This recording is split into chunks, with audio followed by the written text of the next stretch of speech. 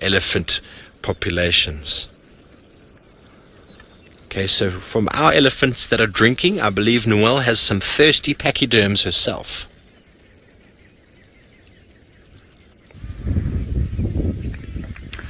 Our ellies are slowly starting to make their way down to us. They've managed to find one more marula tree that looks like it has fruits, but they're not too far. They're probably about 80 meters, 100 meters, so about 80 yards, 100 yards. Tamara, great question. You want to know how far an elephant would walk to get to water. Sometimes it's days, Tamara. In parts of Botswana that are very arid, there, especially during dry season, there's very little water around. So they'll go hundreds of kilometers sometimes if need be. And then here they don't need to go that as far as that. That's really beautiful over there on the left-hand side. This herd that's coming down. Look at that little cluster. You see how they're all sort of coming in together. All the little ones are in the middle. They've done all the marula feeding they can. So beautiful. Now we just need a little bit of cloud to go away and have a shaft of light hit them. I'm not being too picky today, guys. Oh, that little one fell.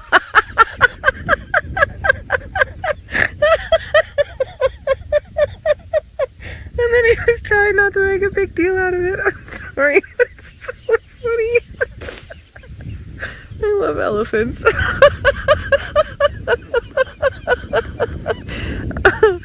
I was once on a road watching them. They were coming towards me like this, and this little one got a little bee in his bonnet, so he starts running at the vehicle, and he caught such a wobble, and he face planted right in the dirt. And then he stood up like, did anyone see me? Did anyone see me? He ran off into the bush. It was extremely funny. All right. We've got one older male, not an old male, but an oldish male who's come down to drink a little bit of water first, trying to get here before the females. And then we've got the little ones running, trying to keep up with their mums and their aunties. Oh, the antics. Their little trunks that they can't quite use properly yet. Swinging away. Look at that one at the back. Oh. Here's your uber cute moments for this morning, everybody.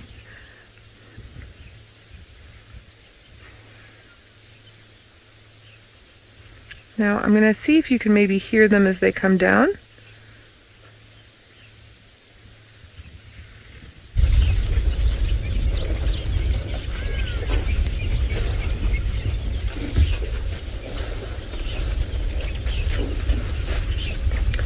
So I think you all can hear the birds, but the ellies not as much, but that's okay. Hopefully when all of them get down here and start drinking, we'll be able to hear them a little bit better.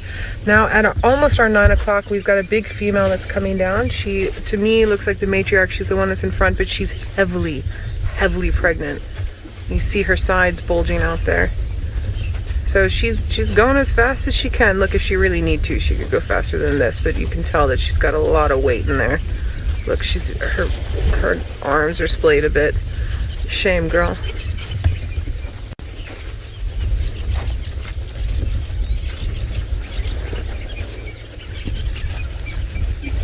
Child of the universe, you're wondering if this is an abnormally large number of young ellies?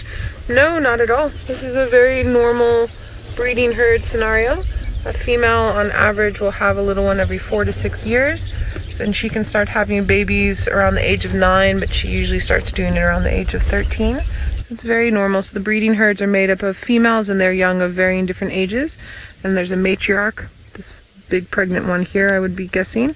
And she's a little bit older, so she'll have lots of young ones in here, and then her sisters and their young ones. So this is a good amount of elephants, of little elephants.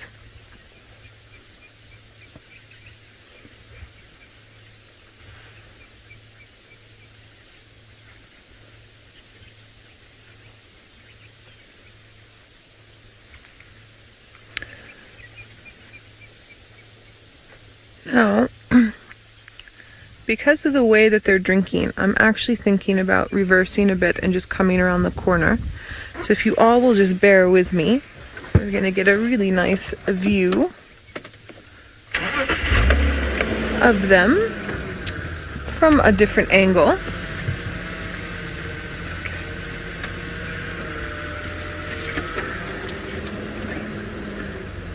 Ravinda, you're wondering why do Ellies ever become excited after getting to a water hole?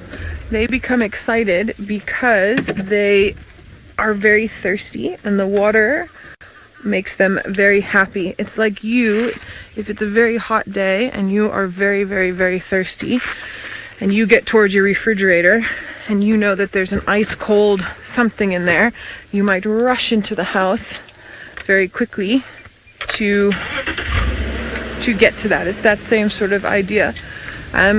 Also, they've been smelling the water since they've been coming down with those fruits, so it's been tantalizing the back of their taste buds, I would imagine.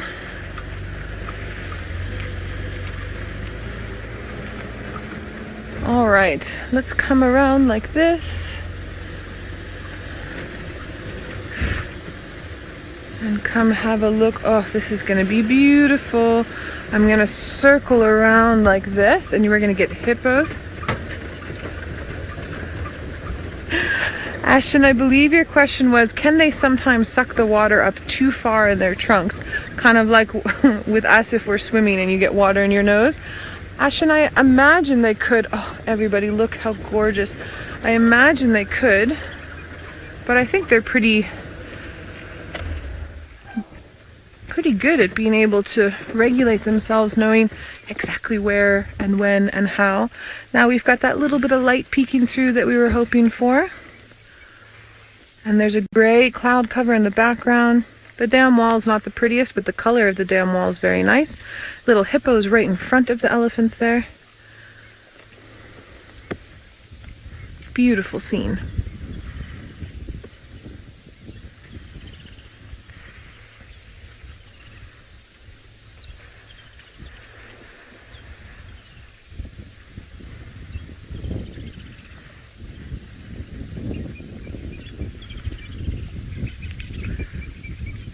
So from elephants at Chitwa, let's head on over to elephants with Steve-O, also having a drink on Djuma. Thanks, Noel.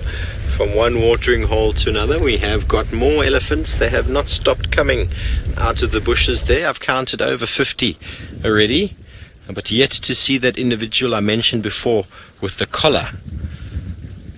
So this is quite remarkable to see, folks. I mean, it's so important for them to drink.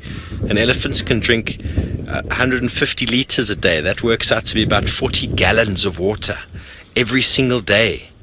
Can you imagine trying to get that amount? We are recommended 8 glasses of water, which is not a lot of water. It's about, what, 2 liters or so.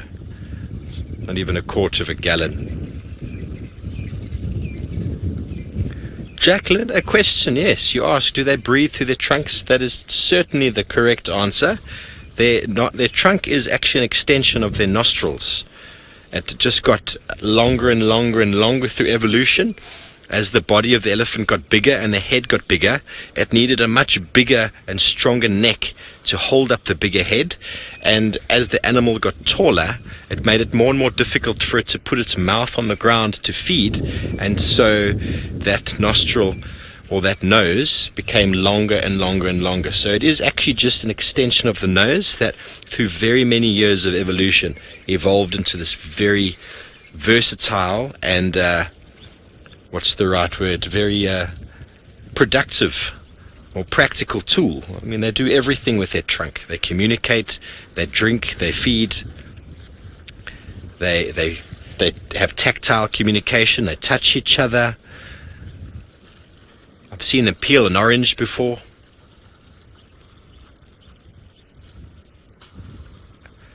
Stanley asks a very interesting question. Can an elephant ever strain or pull their trunk? I don't know. There's over 100,000 muscles in the elephant's trunk, responsible for all the motions that it has. There's muscles in the front, on the sides, and at the back, all for different actions. But I don't know if they can pull it. I think there's too many muscles to pull, to be honest. It's not like us that made of our calf muscle or our bicep muscle or our tricep muscle. It's quite a big muscle on each individual side. They've got hundreds of muscles all over the place, and then 100,000 throughout the trunk. So a whole lot of smaller muscles making up a bigger sort of versatile unit. So I don't think they can pull it, but that is an interesting question. So they've probably spent most of the evening feeding, and I mean, for all of them to have come so far to drink, they know where the waterhole is. The adults would know that for a long time. They could probably smell it as well, and now that they've drunk, they all slowly just peter off into the bushes to continue their around-the-clock bout of feeding. It really is a pachyderm morning. I was saying to Seb that we could just sit here all day. This for me is magical. I love elephants, spending time with them. As you've noticed with lions and leopards, quite often they're just lying flat. Sometimes they're just lying flat, whereas elephants are constantly busy doing something.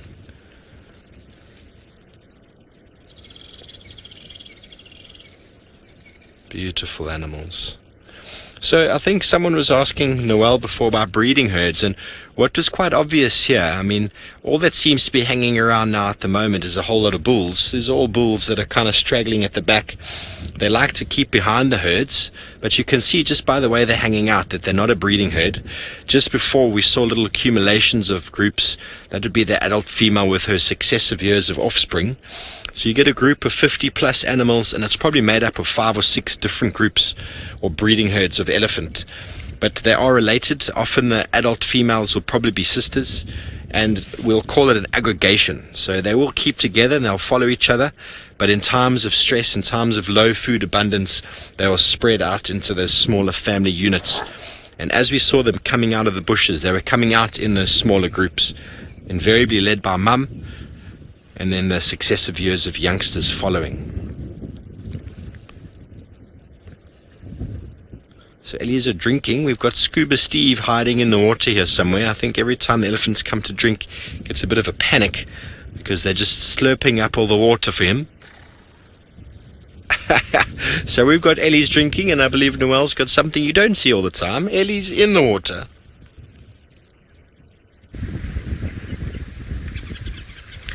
Swimming! We have swimming elephants. What amazing action to show all of you today. We're having such good vibes with these Ellies, and just to the left of them, the hippos are getting really close to them and sort of poking their heads up like, hey, you're not supposed to be in here, this is my area. Just watching them, not quite chasing them off. Now, interestingly, hippos can see underwater, and Ellies have eyesight that's comparable to us, so as far as I know, they don't see underwater. I mean, look, we can open our eyes underwater and see a little bit, but I don't think that they can see like those hippos can. So I'm sure the hippos are watching them underneath the water there, and that must be quite an interesting view for them.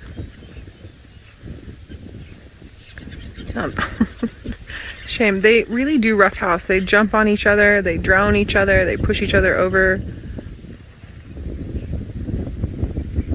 They're having a ball.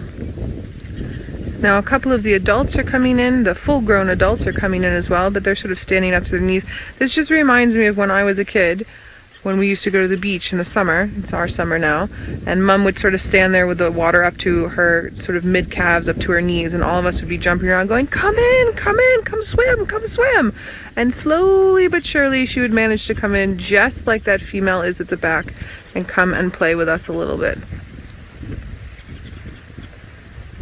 And sometimes she would just stand there in the water and not. I'm sure many of you have experiences like that from your childhood as well, or maybe you've got your own kids now and you do the same thing every summer. Oh, that pregnant female is trying really hard to get up the bank. Oh my girl, you're struggling. She's not sure of her footing there. Okay, that's a little bit better. I've never seen an adult elephant fall in off of a dam wall like this, or a side part here, but I have seen little ones miss their step and fall into the water. There she goes, she made it up.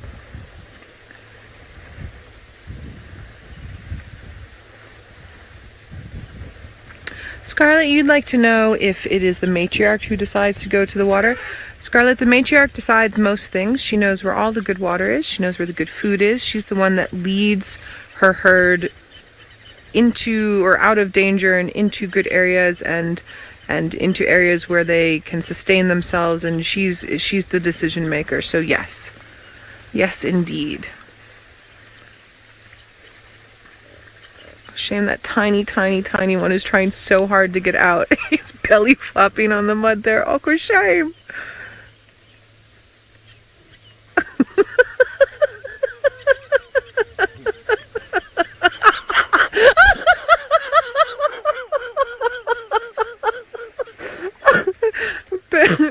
That little one just fell in so horribly.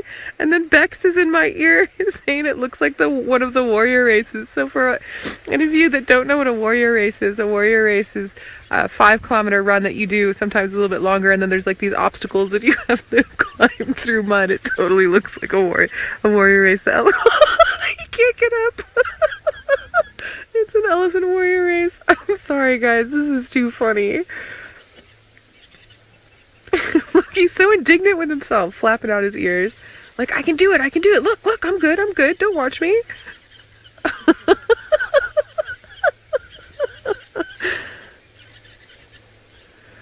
Now, after they're done in the water here, they'll probably go and find a place where they can throw some soil on themselves to, again, help with the cooling down. On the back side of the dam there. Or on the other side of the dam wall, rather, excuse me. And then some of the bulls are going to stay in the water a little bit longer than the breeding herd, especially with the little ones. Even if there are tiny little bulls in here, they want to play like their older cousins and brothers, but they also don't want to be too far away from mum. So you'll start seeing them peter off while the teenagers carry on, again, very similar to humans.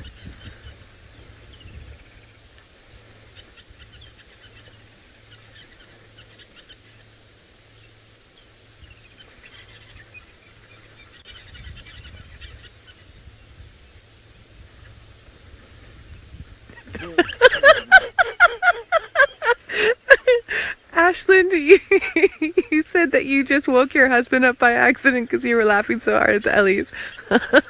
Good, I'm glad you're getting a good laugh out of this. I can just imagine your husband's face like, what's wrong? And you're laughing at elephants. But obviously you're watching the elephants on screen. How confusing that must be to wake up to. Oh, Ashland.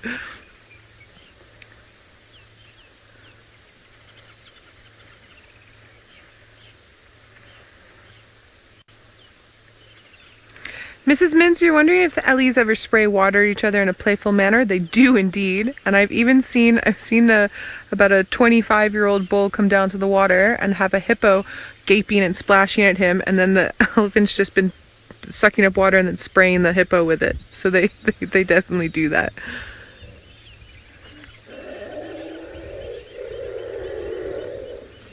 That's a baby elephant going, "But Mom, I'm hungry," and she's like, "Oh, please no."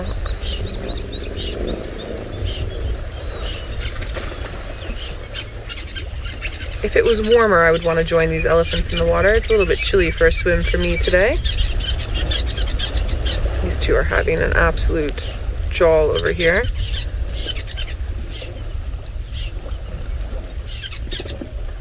Crafty, you're wondering if elephants swim with the hippos.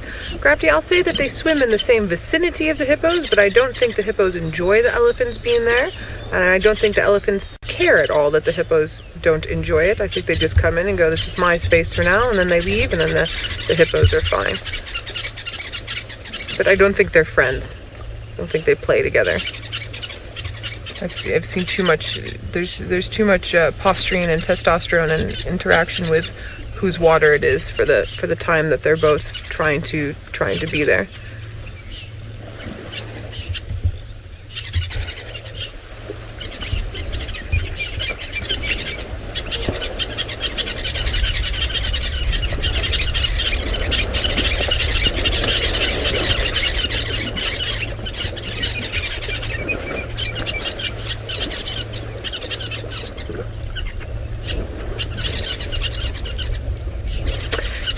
wondering if we have any idea as to when that Ellie will give birth, the female elephant that came down, the very pregnant one. Cheryl, if she's showing that much and walking the way that she's walking, so she'll be pregnant, for those of you that might not know, she's pregnant for 22 months.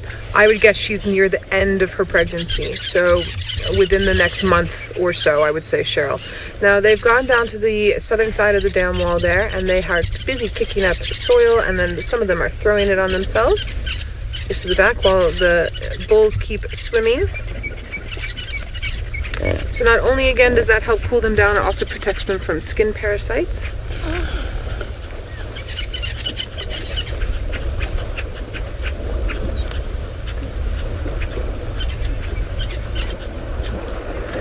Dinga, good question. You want to know if an elephant can drown?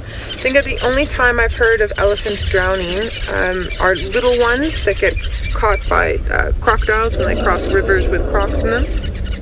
And then we had some really bad floods in Zambia several years ago where I worked, and then also here in the Kruger area. And I know that with some of the flood water pouring down some of the rivers, some hippos didn't make it, and one or two elephants, I believe, were found in the Zambian one. But in general, elephants are very adept at keeping themselves out of trouble.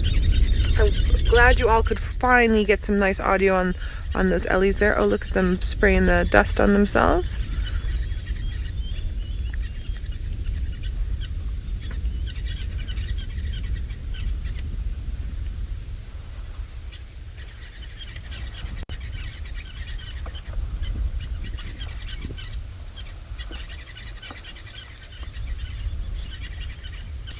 Can we hear their tusks hitting each other in the background there?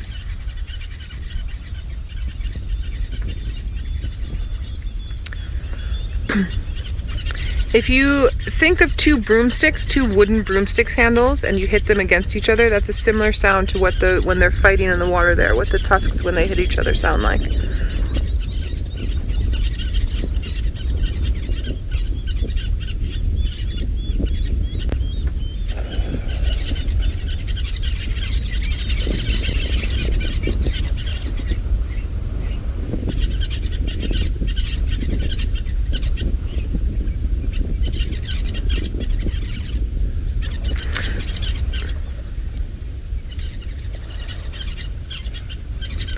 Ooh, Anna Marie, good question. You want to know how quickly after an elephant is born can they swim?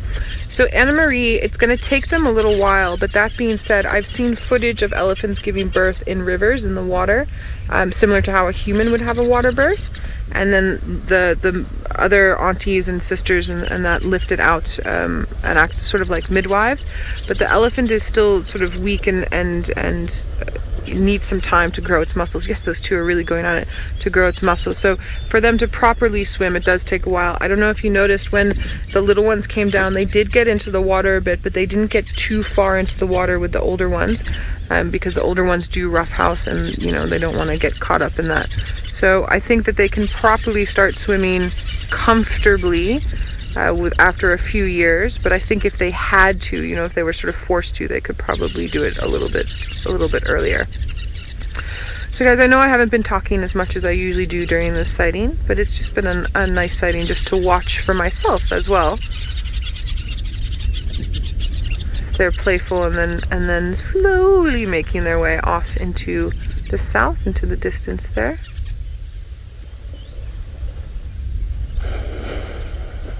We've got hippos that are close to us who are busy porpoising and playing. They're so happy these elephants have left.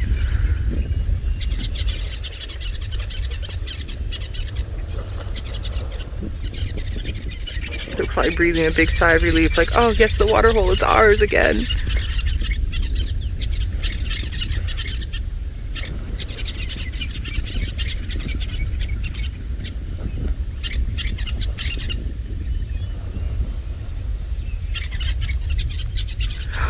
Now, as our elephants meander off into the bush, we will be able to go around and get them again, but it's going to take me a little while.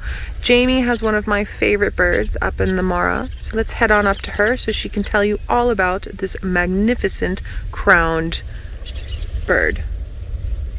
What a stunning sighting with Noel and those elephants in the mud.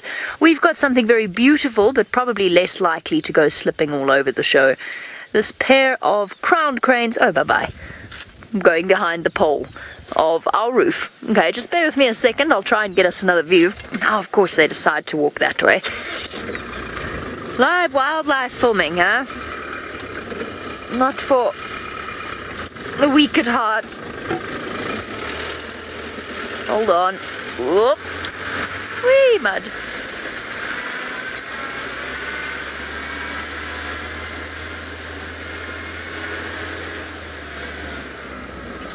There we go. That should do us. So, what I was going to say is the last time I was at this airstrip was to pick up Graham. And this pair, I think it's this pair of crowned cranes, but I hope I'm wrong about that, had 3 chicks with them. And now I don't see any chicks at all. So I'm hoping that's not the case and that they haven't been caught by something, perhaps a serval, leopard, genet even, I think, because those chicks were quite small. Well, I think the adults would probably have been able to fight back against a genet. I'm hoping this is not the case and it's not them. But this was exactly where I saw them. It would be most unfortunate if we lost out on the opportunity to see some little crowned cranes. I'm still hopeful. I went to check the nest yesterday, by the way. We got distracted by the brand new baby impala on yesterday's sunset safari. New born impala. But I did go and check the crowned crane nest that I'd seen the female building not so long ago. And there was nobody home, no sign of any eggs. But it is one of my dreams. We've been following the hummerkorps. I sort of dream of following crowned crane chicks from when they're very little. Ostriches too. I would love to see some baby ostriches and get them on camera. It's one thing that this particular area in the Mara offers because of these wide open spaces. It's the opportunity to follow stories like that. Serval, all of the things that are so much more difficult in Djuma. Obviously, everything comes with swings and roundabouts. Certain things are easier here, certain things are harder. Oh dear, guess what I'm doing, everyone? You're going to be so surprised. I'm blocking the road again. I'm going to have to move. Do you know, I hope the chicks are okay. It could be a different pair of crowned cranes. It just seems a little unlikely. There we go.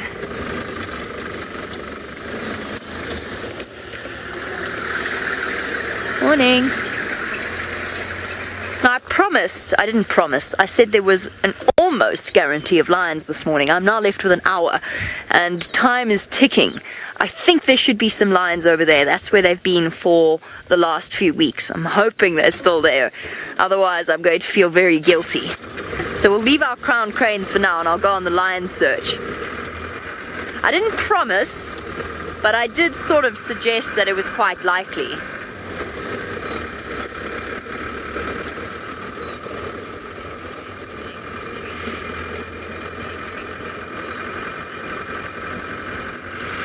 Okay, so as we go off and in search of the lions, hopefully on a road that isn't too muddy, Djuma of course doesn't have quite the same problem with muds.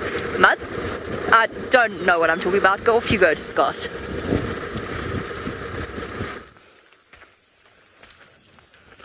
No, we certainly don't have a muddy situation. In fact, quite the opposite. If you look behind us over here, there's a dried out mud wallow.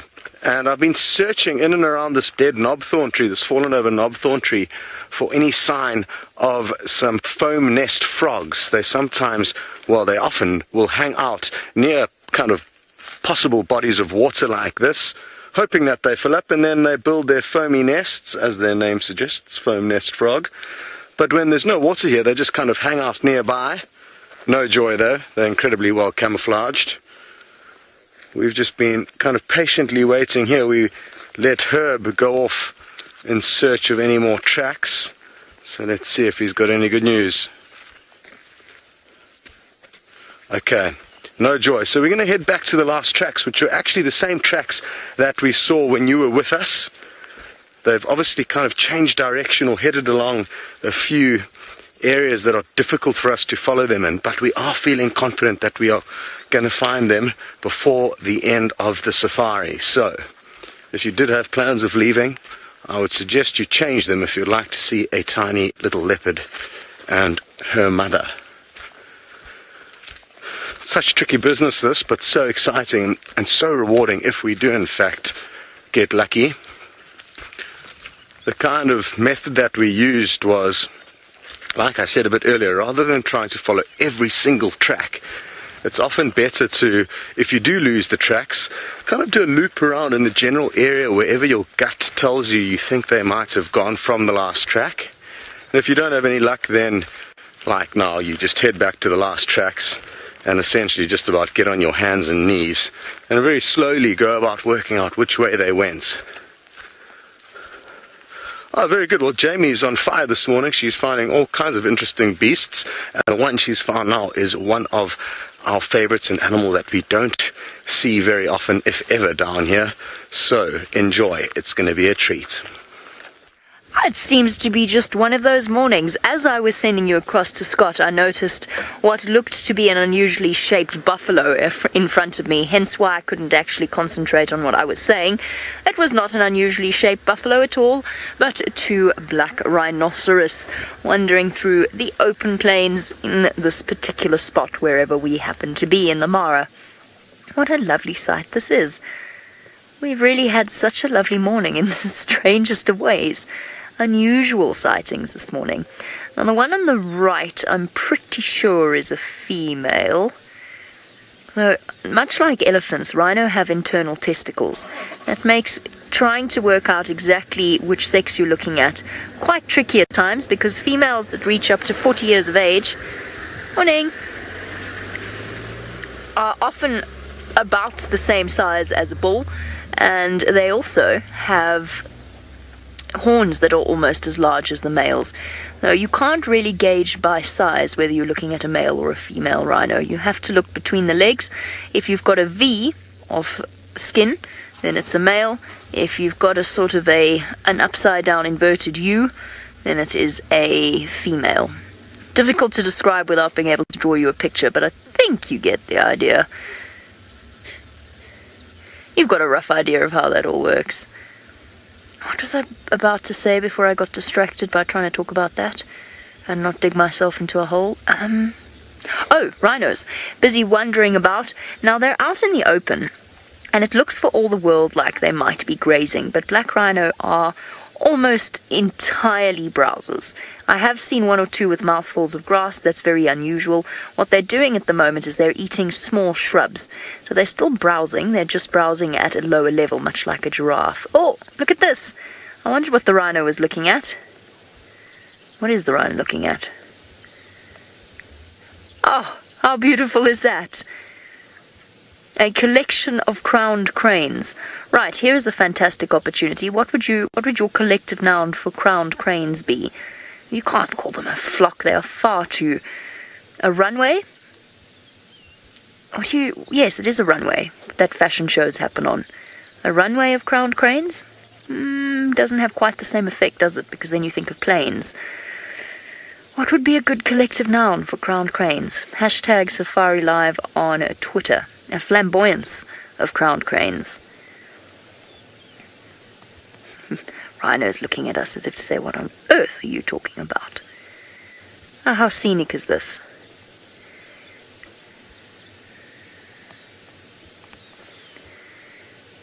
Really quite lovely. Unfortunately, our rhino's very far away.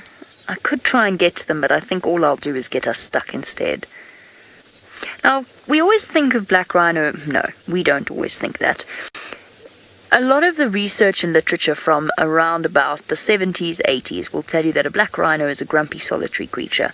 This is not the case. They often form crashes, in collective term for a rhino, of females together with related youngsters. And occasionally you see young males together as well. Occasionally the big dominant bull will come and spend time with the females. So you do get groupings. They're not quite as social as a white rhinoceros or a square-lipped rhinoceros, but they are social creatures, and they're not nearly as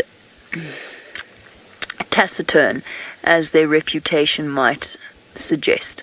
They are short-sighted and they can be cantankerous, and they do have a tendency to startle when they hear or smell something and they can't see what it is. They often just sort of pick a direction and run in it, and then all of a sudden change direction and run that way. And yes, admittedly, I've been put up a tree by a rhino before. I have also, in certain situations, stood on foot on my own, less than a few meters away from one, and he peacefully watched me, actually fell asleep while I was watching him, and then followed me to the car. So they can be very gentle and quite relaxed animals. Gentle's the wrong word. It suggests that otherwise they are the opposite of gentle, and that's not really the case. They're just instinctive. But they can habituate to vehicles. And unfortunately, while we do see black rhino here, we do not see white rhino, and this place is so perfectly suited to them. Unfortunately, the northern white rhinoceros is on the verge of becoming extinct, and it seems to be relatively inevitable, despite best efforts to put the last remaining male Sudan on a couple of dating websites. I'm not even joking, that did happen, obviously as a way of raising awareness of the northern white rhinoceros's plight.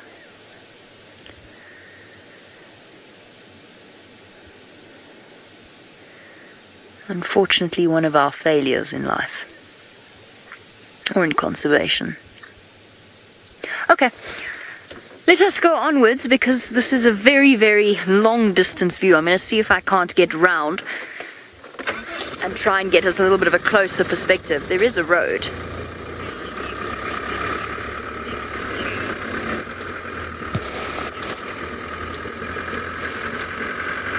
It's been quite a pachyderm themed morning, or at least the last hour or so. Now Noelle, I think, has not been able to tear herself away from the elephants, or perhaps they haven't even left her with the choice. I haven't, Jamie. I haven't been able to tear myself away from these elephants. They are slowly moving off, but I will be able to move around. But Jamie, I have to say, I'm super jealous of your rhinos. I have not seen black rhinos in forever, and I love them. I've also had a few close encounters myself, although my tree climbing experience to get away has actually been from buffalo. Cheeky buffalo. So where these elephants are heading to, I can't drive in after them. I just have to drive up a bit and then come around. But you can see them moving through the thickets there, busy eating. And then in the next 15 minutes or so, I have a surprise for you. Just have to wait our turn. And we'll see. We'll see what happens with our surprise. So I need you all to be patient, and we'll move around, and as soon as I can get to our surprise, I will get you there as well. Now they've cooled down, they've had their swim, they've had a bit of play, now they have to feed their large bodies. Their metabolisms are not very efficient. They don't digest very much of their food, roughly about 25%, but sometimes up to about 40-45%.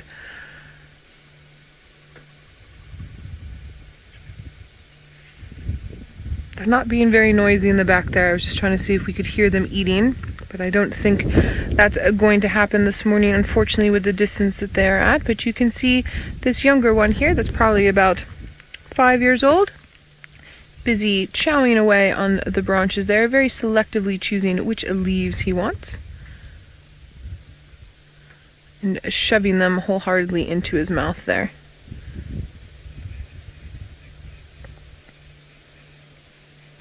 I think for a better view, we're going to have to drive around a little bit. You're more than welcome to come with me as we do so. We're just gonna come up and meander slowly around to the other side.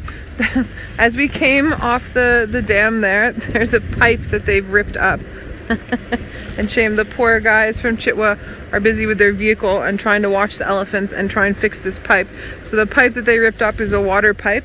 So they're smelling that water. They can smell water down underneath the ground for about a meter and a half. And so they literally dug it up and then ripped it, and they were drinking the water out of there. Okay, when the sun is out, it is nice and warm. When the sun goes behind the clouds, it's super chilly. I don't think it's going to be a very hot day today. I think we're gonna have a nice, cooler day compared to all the other days we've been having, which have been very warm. It is also extremely windy. Indeed, it is over here by us. Alright, now let me see if I can get across here. And I think we're just going to focus over on this side for now. Sorry about that. We have a runaway individual over in the corner there. Okay.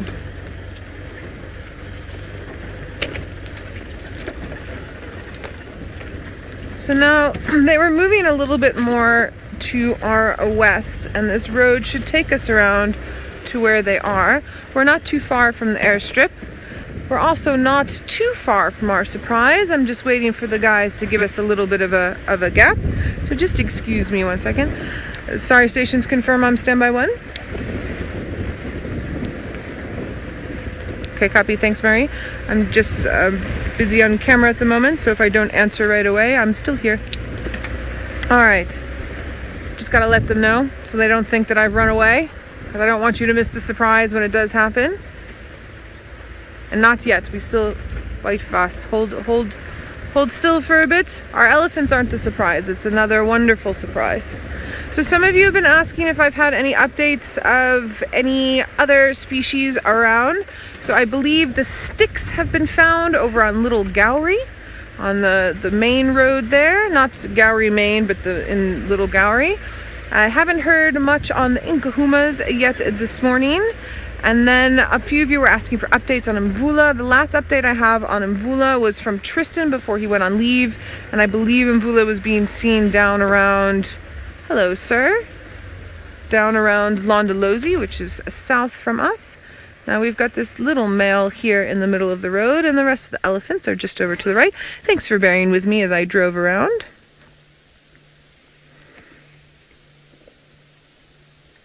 He's debating if he wants to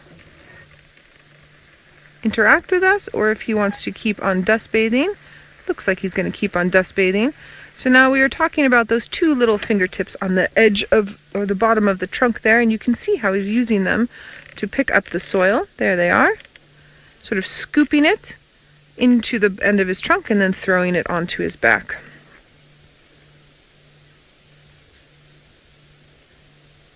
See if he'll do it for us again. Interesting little fact for the day. African elephants have 2 little lips on the bottom there, and Indian elephants only have 1. So African elephants can pick up with their 2 little finger type lips there, and Indian elephants have to scoop. There, now he's used his, I'm just going to say foot for now, even though we know it's 2 legs and 2 arms, and then pushed a little bit into the trunk. He's trying to smell us as well. He's trying to keep an eye on us and smell us and do his dust bathing all at the same time. So everyone, don't forget, I'm coming to you live, 100% live, from the South African bush, here in the Sabi Sands. I'm currently on Chitwa property, and we have Jamie, who's up in Kenya, and the Masai Mara, and then my friends Steve and Scott, who are just over on the other side of the property, north of me, over in Vuyatela, on Djuma. And we love to hear from you. We love your questions and your comments. Hashtag Safari Live on Twitter or on YouTube chat. Here we go. This will be nice through here. Are you happy with that, Davi? Something I really love about what I do is that I've guided many guests for many, many years, but I love this platform a lot because there's many people who might not ever be able to come over to Africa, but at least you can be with us twice a day, every day, and enjoy an African safari live from your computer screen. So whether you're lying in bed and waking your husband up with your laughter, or if you're possibly at work, or maybe you're just having a nice, it's today Monday, oh my goodness, maybe you're having a very lucky Monday where you don't have to work and still able to enjoy us.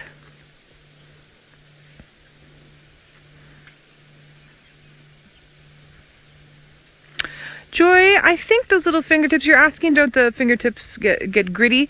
I'm sure they do, but it's very thick skin, and I don't think they worry too much about cleaning it. I think we worry more about cleaning our hands than any other species. I don't think they're much bothered with it at all. Those two are going to have a little wrestle around that tambuti tree there. And there's a very large elephant fart there. I just want to come down to the junction because it looks like most of the herd is moving down there. And we're going to have a nice little pan as we come through. We've got a few this side, busy eating some gourd trees. And the rest of them are just down here. And I want to see if we can get some more dust bathing. And oh, and there's a little baby that's down there as well. So excuse the back of my head as I meander.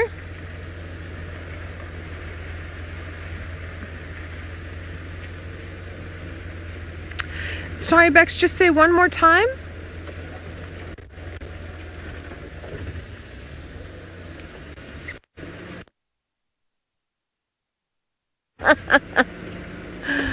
Scarlett, you're wondering if elephants suffer from sore feet from standing for so long. Scarlett, they've got a really thick cartilage layer on the bottom of their foot there. So you'll see them relaxing. One of them, like this female's doing it actually with her front right there. There you can see they relax them like this, but no, I don't think that they get sore feet. There's a lot of comparisons between elephants and humans, behavior-wise, but anatomically-wise, you know, they're made to be the way that they are. So I don't think that they suffer from that. I think we as humans suffer from sore feet because we're actually meant to move more than we do, and we've now compromised ourselves into scenarios where we sit for long times or we stand for long times as opposed to being constantly moving about. And also we have sometimes have problems with our weight, which can then obviously have issues with how our body functions. I love the bottom of their feet. It reminds me of Botswana during the dry season from the air. I'm talking a lot about Botswana today. Didn't think about it before I left this morning. It just keeps popping up. Maybe I need to go on a trip. I haven't been to Naipans or Makharihari in a few years now. It's one of my favorite places to camp. And I love watching elephants there, especially at Naipans. I'm not pronouncing Naipans correctly. It's Nxai. There is a bit of a click sound in there, and I can't do it. I can't do it very well. Let me just duck my head. There we go. Two young boys having a little bit of a play date.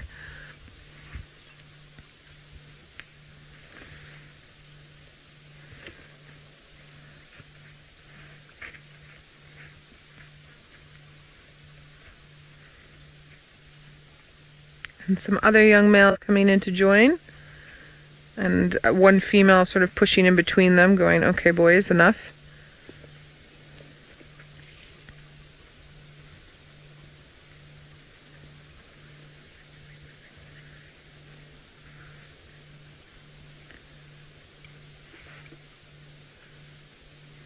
There's another young male that's creeping up behind us, and this one's smelling that one.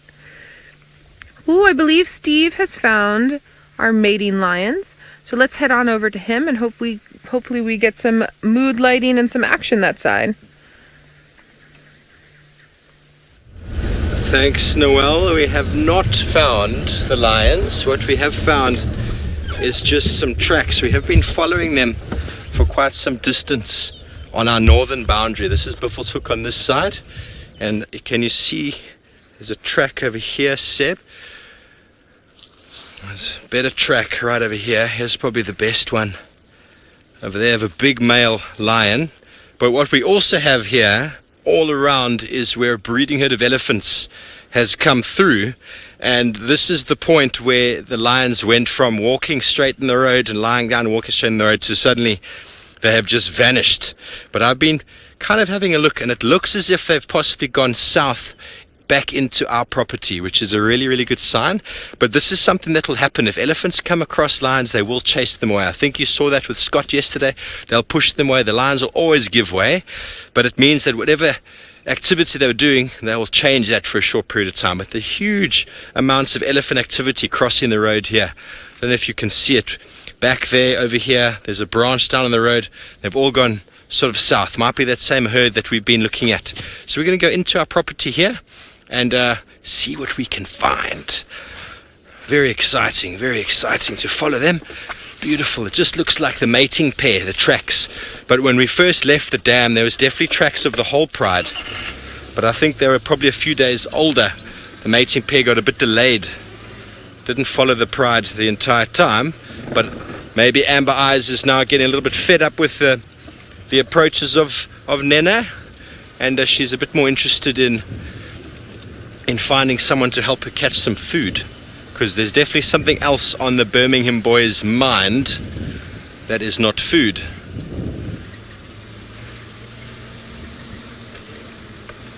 Heading straight towards back to camp. I don't even think this is an old access to a hyena den. Is that right, Seb? Oh, here we go. Here's the road. Okay, so we're back on the fire break, and it'll be good to see, because some people have driven the fire break there without any concern of the tracks. So what our fire break is this is basically a parallel road running with the northern cut line. It's about maybe 50 meters, 50 yards or so, and if any fire comes from the northern side, this access allows us to burn a fire this way and to burn and to fight that fire. So fighting fire with fire and vice versa coming from the other way. There's a nice management section that can help us protect from fire. It's a natural occurrence in the savanna biome, but you need to be prepared for it because it comes when you are not ready. So you have to be prepared. There's no such thing as an optimum fire. It comes when you are not prepared for it. So it's important to have fire breaks in place, potentially have certain burn policies in place. But generally after years of very, very high rainfall, you get a lot of fuel, a lot of grass. We don't have a lot of that at the moment, but it does happen. And then when that dries out, and it always happens at the wrong time of year, normally about sort of August, because everything's very dry, you start getting warm winds coming in, and then fire can get out of control, which I've seen. Very, very hot temperatures. And fire has caused the loss of human life in the past. So a lot of the fire management strategies these days are to curb loss of human life.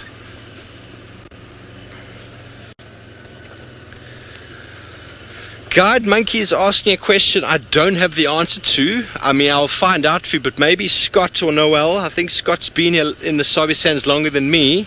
When the last fire was in the Sabi Sands, probably the last couple of years. So there's an area I walked through that looked like it was burned a couple of years ago, but I don't have the answer to that.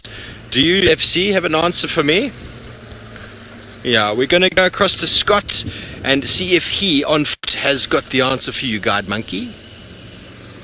I don't have the answer, sadly. I've spent the last year and a half basically out of the Sabi Sands, so if there was a fire then, I wouldn't know about it. And even during my 2 years here prior to leaving a year and a half ago, I can't be certain if there were any major fires in the north that I'm aware of. And again, I'm not entirely sure if he's talking about controlled fires or uncontrolled fires or controlled fires that became out of control.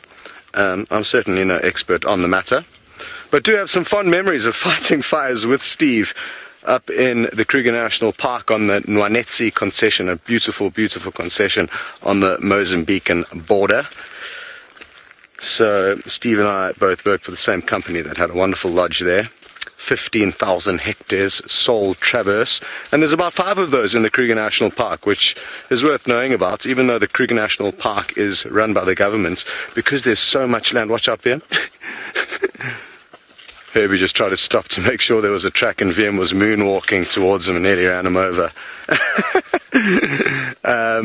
So even though the park is mainly for kind of public use, you can drive yourself in there and have access to most of the park, there are these 5 quite large concessions. 15,000 hectares is 10 times the size of Djuma essentially, and those are all for private lodges to be able to take their guests kind of unaffected and undisturbed by the regular tourists who are driving themselves around there.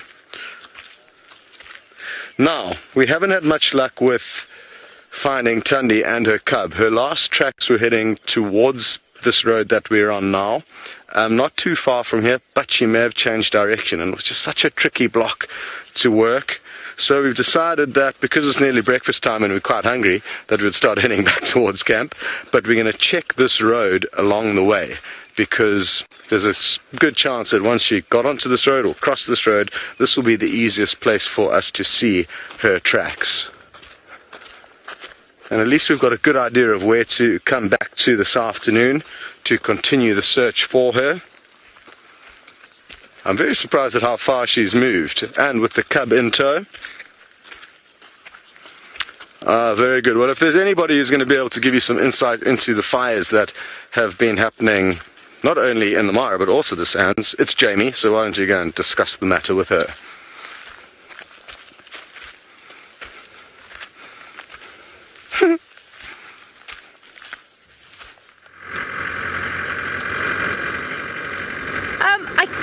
I can remember somebody saying there was a big fire on Djuma about a year and a half before I started there, which was in 2015. I think that was what somebody said to me.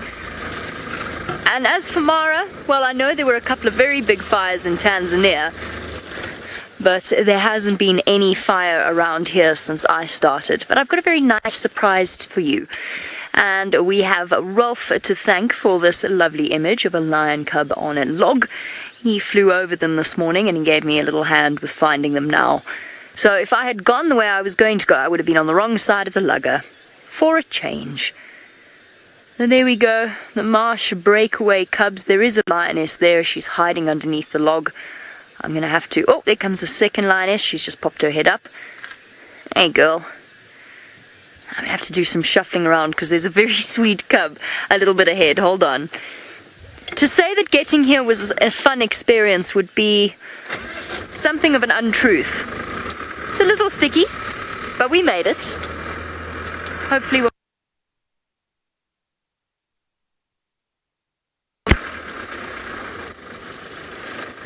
a bit further forward. There we go. There we go. Now, there should be 4 older cubs and at least 3 younger cubs. I don't know if I ever got an accurate head count on the younger members of the Marsh Breakaway Pride. But there we go. This is the perfect place when you're living in a mushy area to go and lie down and dry out. Look at the size of that cub's paws. Oh, all muddy. But now Mom's down there. What to do? A little bit of indecision. Tammy, no, never fear. That cub does not have mange. That's what it looks like straight away. It's just muddy. It is just full of mud. Their furs all clumped together. This one you can see as well. The furs all clumped together. That's water and mud. Now, even though it's not raining at the moment, the grass is still soaking wet. Now the cubs still have to go walking through it, and they're still at the level where they are basically head height with the grass. Now the end result is that they look a little bit like they have mange, but it's not mange, it's just mud. So don't you fret. These cubs are, for now, mange-free. Mange does occur here. I saw a very mangy jackal the other day. Oh, there we go. Are you also going to go and vanish now? Is that how it's going to be? Foolish belly. Obviously had something to eat last night. But you can see the ribs sticking out a little bit. So a full meal recently, but at the same time going through that gangly phase, and they might not have eaten as regularly as they were accustomed to. Oh, I see how it is. Is that how it's going to be? You're going to put yourselves where I can't see you. Fine. We've only battled the elements to get here. I can hear the cubs suckling. Let me try one last thing that I think might help us. Let me try one thing. And then we might be able to... Oh. They came here after the rain. judging by all the tracks. Lots and lots of little lion tracks. Okay, hold on a sec. Let's see. Maybe I can improve my view by turning round. This, by the way, is a non-off-roading area. So we can't off-road here. I can't drive up to go and see them, even though they would be perfectly comfortable with it. And in this area in particular, having vehicles go off-road would cause enormous damage to the vegetation and to the soils. They were up and down here last night.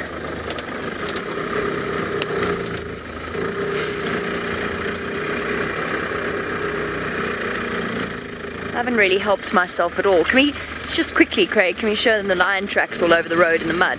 Because they're so beautiful. And before I drive over them and ruin the effect. How cool is that? What would you call that? Texturing. How cool would that be? Imagine that on wallpaper. Or something, I don't know. I'm no artiste or decorator. But that's one of my favourite textures in the world. Mud, fresh mud, where lions have gone wandering up and down, complete with cubs. How cool is that? Lion paw prints. Oh, lions. You have made my life, well, sort of difficult.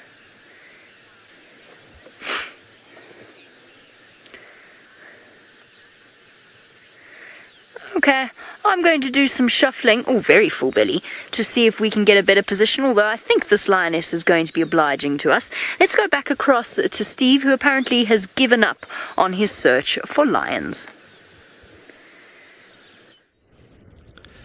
Thanks, Jamie. We're still searching, always searching for the lions, but no tracks have come back into the property on the southern side, so it's possible that they've gone north. Very hard to say, but I love how we've been spending the last 45 minutes or so tracking lions, and Jamie just finds them like that. So wonderful stuff. We have got a wonderful tree, ladies and gentlemen. This is called a round-leaf teak, also known as a bloodwood.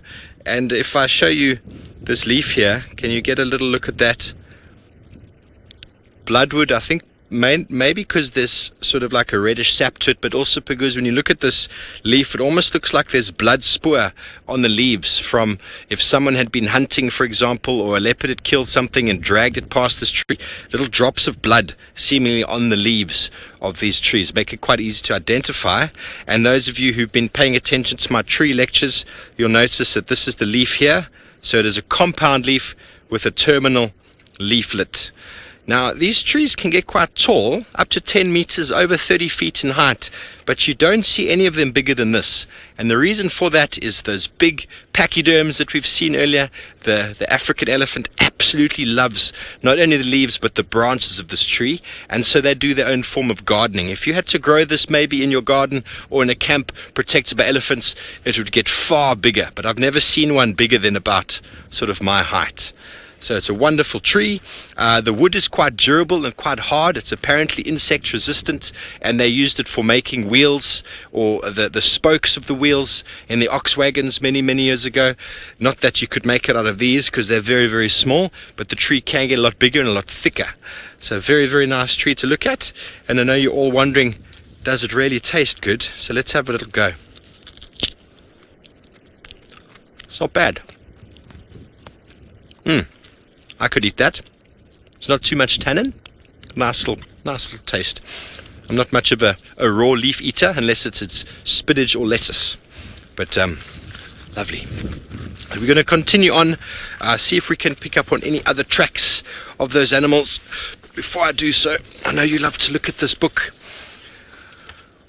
You can see the size. That's the shape of what the tree can look like. But we don't get them that big here. But they occur all throughout the catena of the landscape, from the top to the bottom, all over the place. And the pods are very flat, very similar to that of the cluster leaves, the terminalias. Okay, but we're going to continue on, and I believe Noel has got something hiding.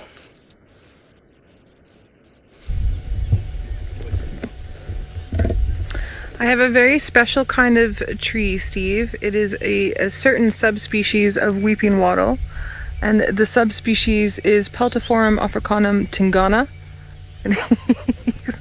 You can just barely see him. It is not the best visual ever, but he's there.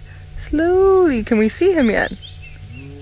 Maybe you guys. I know some of you are very sharp-eyed, but look how well he camouflages inside of this weeping wattle. There's just his little nose peeking through. And that other vehicle's moving. He really does not care. He is sleeping heavily. He's very relaxed. I'm just going to let these guys move and then I will start talking again.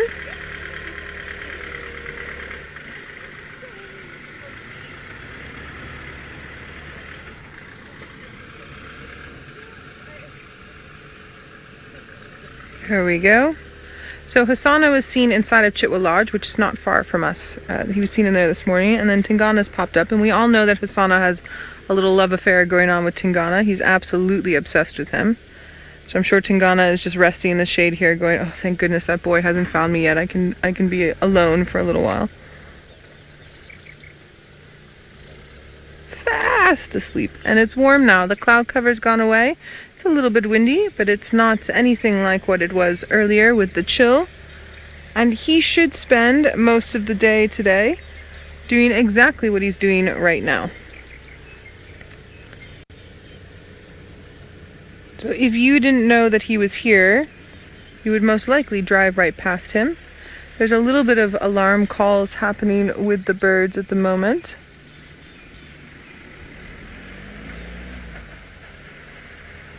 And there's also some squirrels that are alarm calling, but those squirrels are alarm calling quite far back. So I wonder if Mr. Hasana is sniffing out Tingana here. We'll just have to wait and see and be patient.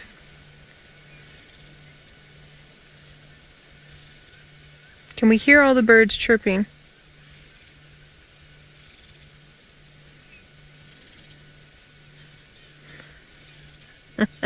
Wildflower, you're saying, luckily I spotted that nose. True, Wildflower, but actually I was very lucky because while we were busy with our elephants, there was another vehicle that found him and called us and said, Noel, come, Tingana's here. And I said, thank you very much. So I cannot take credit for this. I have to give the other guys credit for it. Now, Davi, what do you think? Should we go around and just see the back end? Yeah. Alright guys, we're going to try and move around our Peltiforum here.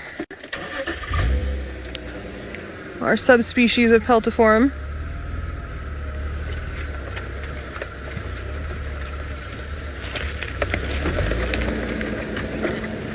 It's going to be a little bit bumpy as I meander over these broken logs.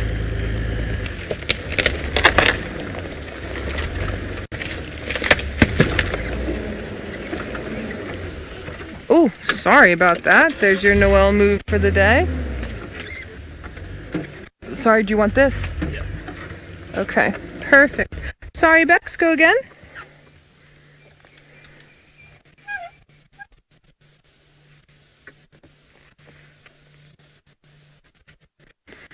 So guys, this is Tingana. Hasana was seen at Chitwa this morning. We haven't found him yet. This is Tingana lying here under the tree. And then we were talking about Hasana, because Hasana likes to follow Tingana around and spend time with him. And then I was saying that there's lots of squirrels calling in the background and maybe Hasana would pop up. The physical leopard on the screen is the Duke, Tingana himself.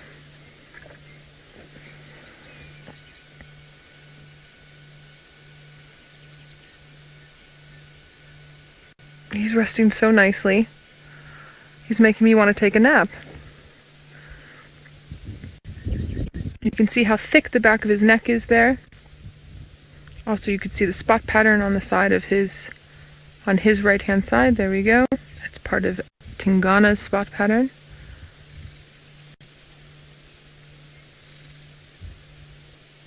And as we came around and went over those logs, he sort of looked at us, but in general, he's just really really not caring. He's being our beautiful little last-minute leopard. Although we get him for more than a minute today. We're going to get him for however long all of you feel like sitting with him. It's completely up to you. I don't think he's going to do too much unless something comes along for him to eat, which could happen, or if Hasana comes around and starts pestering him.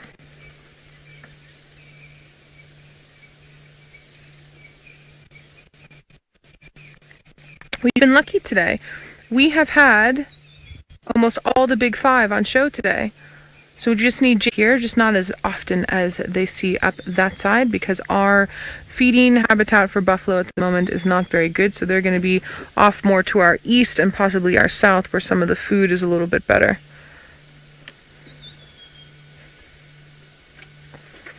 Now don't forget, everyone, we're live and interactive. Hashtag Safari Live on Twitter or on YouTube chat. We love your questions.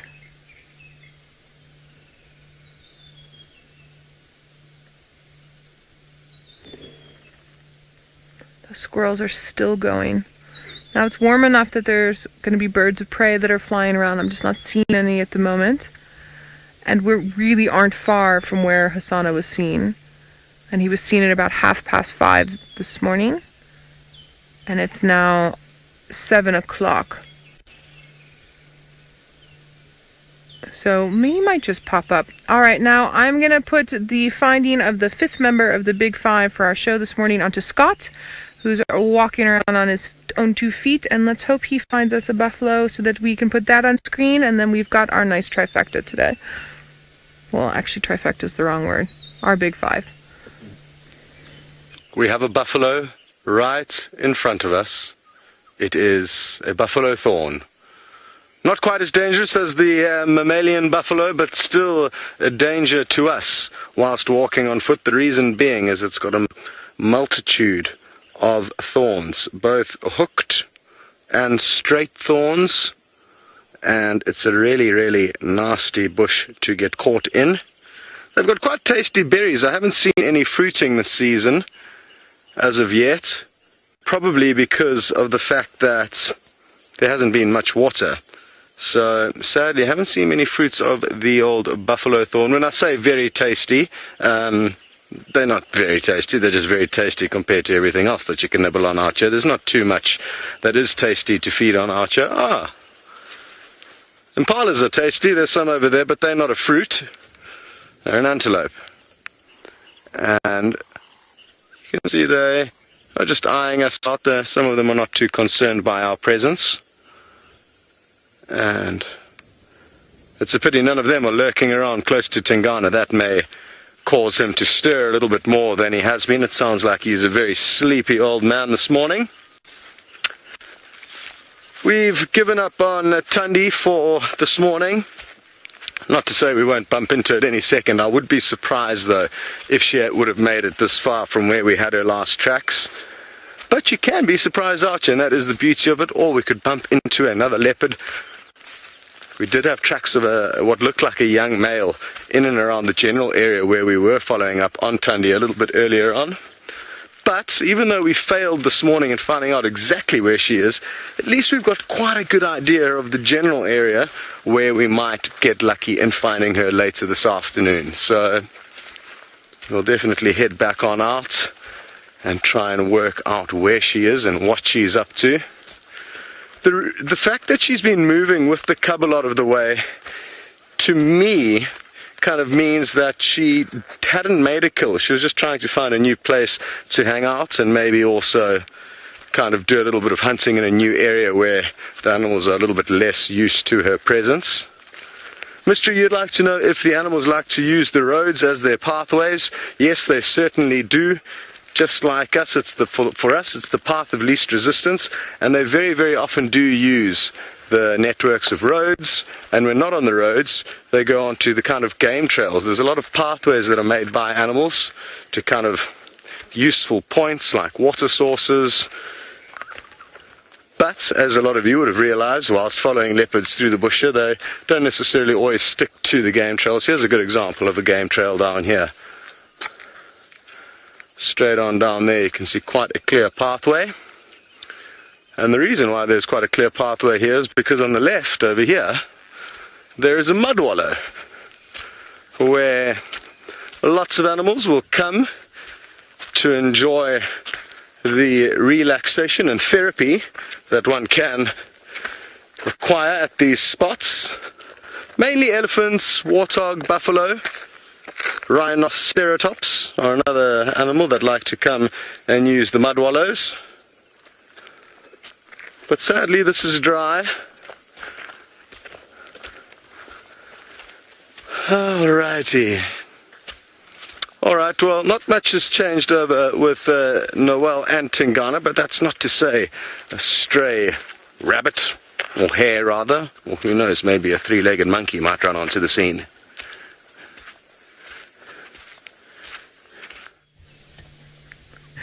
Scott, you have such an active imagination. Yes, if a scrub hare were to jump by, it might do something. However, that being said, he is out for the count. Look, I mean, he's still aware, but I really don't think that he's planning on moving anywhere anytime soon at all. But a leopard's a leopard.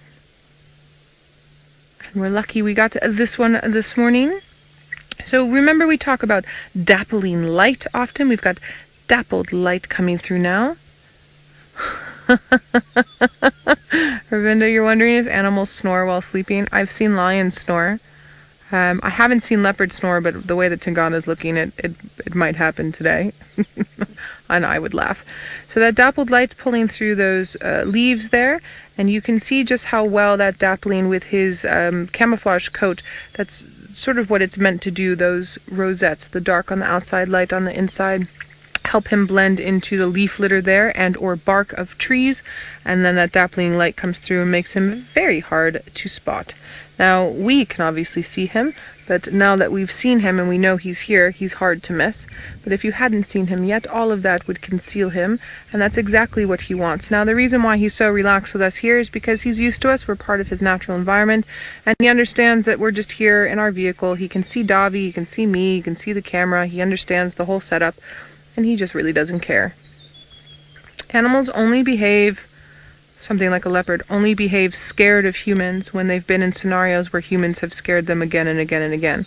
Other than that, their behavior would be curiosity and or complete indifference. That would be normal behavior. Same with lions. Where Steve, I talked to you all this morning about where Steve and I worked up in Botswana together. Up there, when we were doing a lot of our walking, it was very difficult to get lions on foot, because the lions had had such negative interactions with humans for so long that they were nervous and would run off. Same with the cheetahs. If they hadn't had those negative interactions, their behavior would have been much different. It would have been, again, curiosity or indifference, or possibly a slight aggression depending on how close you got to them.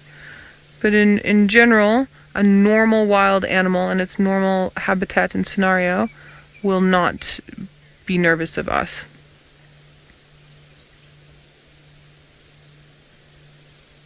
Tingana, you're making me want to take a nap. At least lift your head up and, groom yourself or something.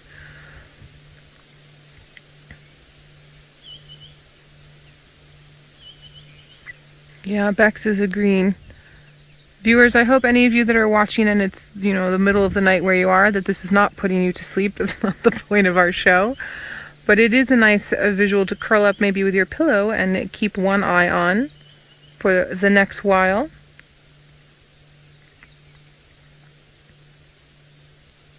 See those beautiful whiskers we talk about often? Notice how that they're white with a little bit of black mixed in there and extra super long, so that when they're stalking animals, it helps feel any debris is the wrong word, but any obstruction, that's the word I'm looking for, obstructions that might be around that could possibly make noise as they're stalking. Much longer than a lion's whiskers, and also much longer than a cheetah's whiskers as well.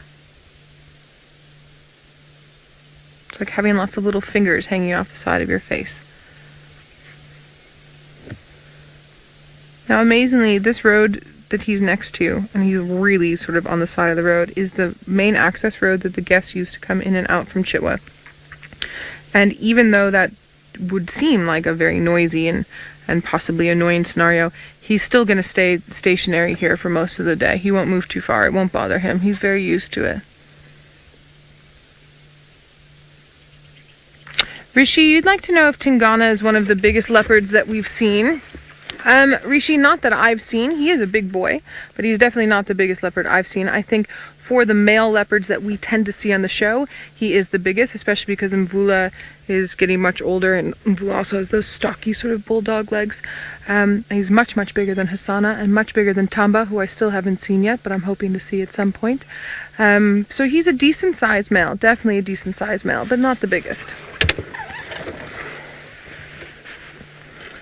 He doesn't even care that I'm moving around. Sometimes when we park like we've parked now, we have to move just slowly, just not to bother anyone, and I'm moving in my normal way, and he's not even twitching an ear at it. His tail's not even twitching.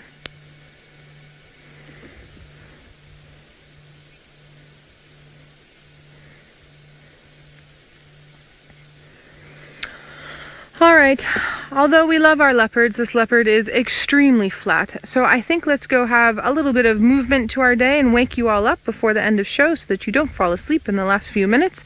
Let's head on over to Steve, and we'll see if maybe Tingana wants to do something other than what he's doing now. How could you possibly fall asleep, folks, with all the action that we have for you?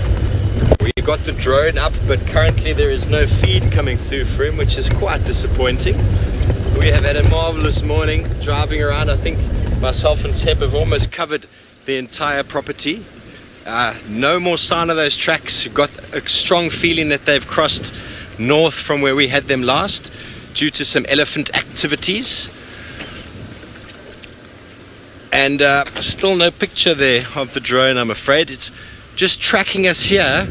It's so nice to have all of this opportunities. I mean, I've got my nose on the ground looking at tracks. Seb has got the drone in the air looking for all sorts of animals. And I think the picture that you would get if it was coming through would be quite something. But there's not to be for this morning. I'm not sure what technical issue we're going to have to iron out there. But the gremlins will come whenever they do. And it has been a good morning so far, I think, with regards to gremlins. And Tingana, what did Noel call him? The weeping wattle Tingana. That's quite an interesting name of a tree.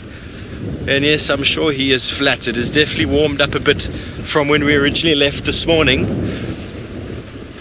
I believe Scotty's abandoned his attempt on tracking Tundi. It's getting a very thick area, that, and the tracks they start disappearing in that ground. I know that ground there is a little bit more rocky than other places, and the vegetation is quite dense.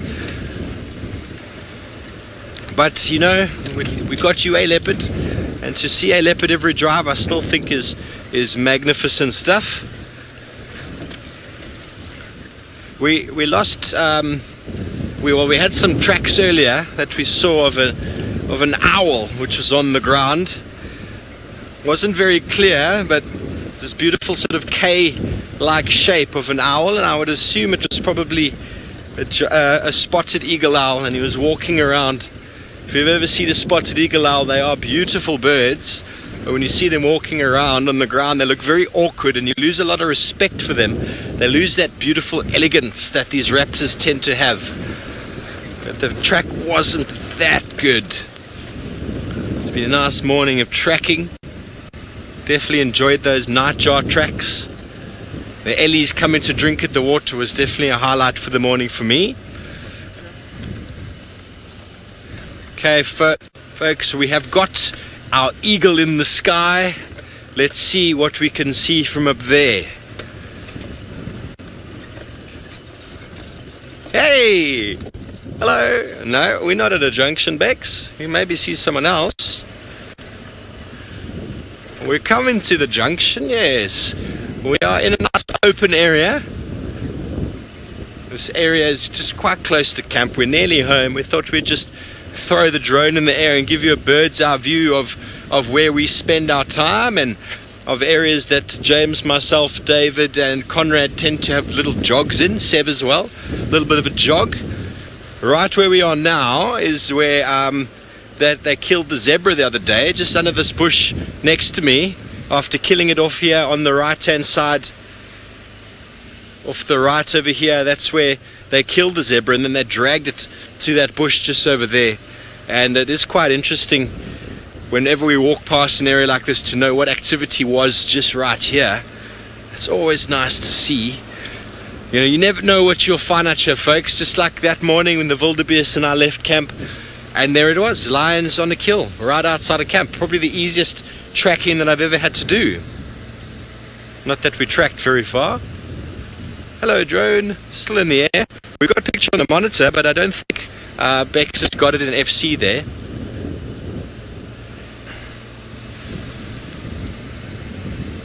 But folks, from me, I'm going to say goodbye, but we're going to go over to Noel, who's going to give you a last view of that beautiful cat, Tingana. Last views of our beautiful Duke, our Tingana, lying here peacefully in the shade. And I just want to say, everyone's so sorry that Jamie has left us a little bit earlier than usual. There seems to be some gremlins, some technical issues that have attacked her in the Mara. Nothing else has attacked her, but the signal has just boop and disappeared, and it happens. But we did get some wonderful, wonderful, wonderful content from her this morning. So thanks, Jamie. And then from our side, I think this afternoon we'll possibly come back here and check again on Tingana. And I'm hoping that Tundi pops up this afternoon. I'm also hoping Hasana pops up this afternoon. Apparently I'm looking forward to leopards this afternoon. I wouldn't mind a few more elephants if the day gets warmer like it seems to be doing and not staying cooler like I previously thought it was going to do. Then we might get some more elephants swimming, and maybe we get lucky and the sticks decide to move away from Little Gowrie and up into an area where we can see them.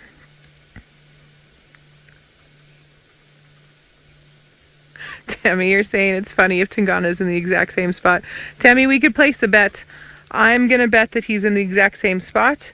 And we'll see who else, if other people think that he might move, you never know. But yeah, I also think he's going to be in the exact same spot. Now, the other update I wanted to give you was that wild dogs have been seen not far from us, not in anywhere where I can physically drive now, but they're back.